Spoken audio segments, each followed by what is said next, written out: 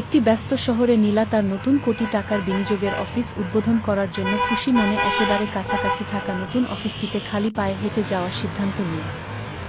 হঠাৎ সে ফোনে কিছু দেখছিল, তখনই একটি কালো গাড়ি দ্রুত তার দিকে তেড়ে আসছে।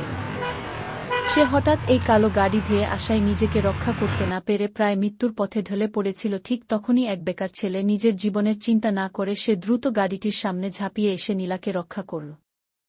এরপর ছেলেটি নীলাকে আহত অবস্থায় দেখে আশেপাশে কোনো হাসপাতাল না পেয়ে নীলাকে চিকিৎসা করার জন্য নিজের পাশেই থাকা বাড়িতে নেওয়ার সিদ্ধান্ত নিল। অতঃপর কোনো চিন্তা না করে নীলকে নিজের কোলে উঠিয়ে কষ্ট হওয়া সত্ত্বেও নিজের বাড়ি নিয়ে আসলো এবং তার যথার্থ সেবা যত্ন করে নীলাকে সুস্থ করে তুলল। নীলা ছেলেটির দয়া ও সহানুভূতিতা দেখে মুগ্ধ হল এবং নীলা বেকার ছেলেটির কথা শুনে সুস্থ হয়ে উঠে। নীলার মাথায় এক নতুন চিন্তা এলো, কেননা এই সাহসী যুবকটিকে তার নতুন কোম্পানিতে চাকরি দিয়ে তার বেকারত্ব দূর করা যাক।